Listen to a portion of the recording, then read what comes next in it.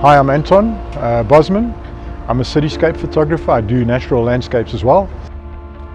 Here we have the new camera from Fujifilm. Immediately noticeable, a much bigger grip, much more sturdy, giving the camera a much more solid feel. You'll notice a little screen at the top over here, very much like your professional DSLRs and prosumer bodies that you get, giving you all your settings. Obviously can be lit up as well. You've got the back screen is now a touch screen as well, something so many people ask for.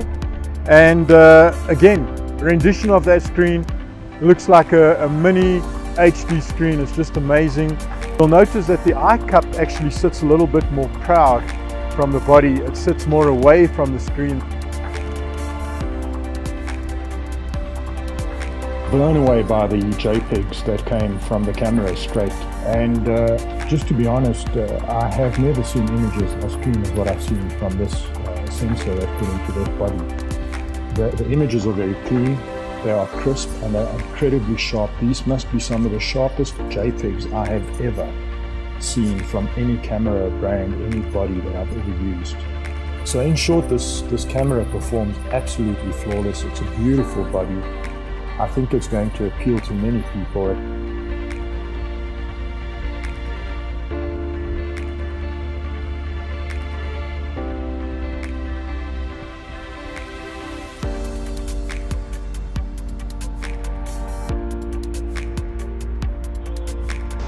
My passion is definitely Johannesburg. I like to shoot in Johannesburg. If you come into Johannesburg, you see such a beautiful place that has got many years of architecture behind it, many years of history behind it, and an incredible vibe. I mean, we're standing on a rooftop here tonight that we've gone into the sunset, and we've got some thunderstorms and rain happening all around us. So it's amazing what we're experiencing here tonight. We're seeing incredible lightning bolts. We're seeing fantastic clouds rolling over, bringing in some rain. And then also we had the beautiful golden glow of the sun, and that's Johannesburg for you from one of the rooftops. Amazing. You can hear the vibe of the city down at the bottom. Vehicles commuting, taxis. It's one of the prominent commuter vehicles in our town that takes people from point A to B. But the reason I love to photograph Johannesburg is because I want to show the people out there what a beautiful city it can actually be. And you know, we don't need to look at the danger, but we need to look at the beauty within the city. And I often find myself from ground level right up to roof level trying to capture dreamscapes of the city, capturing the architecture over the years. And you'll often find buildings from the late 1800s with buildings up to sort of the 1920s. So you've got this very early architecture going right into the Art Deco era. And these are standing on the same streets of Johannesburg. It's just amazing to see this.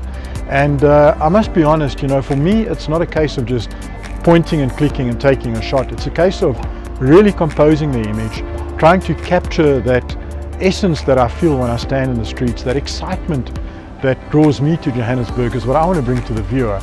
So when I compose these cityscapes, whether it being from high up or quite low down, I also go afterwards and I do my post-processing to bring that essence of reality across.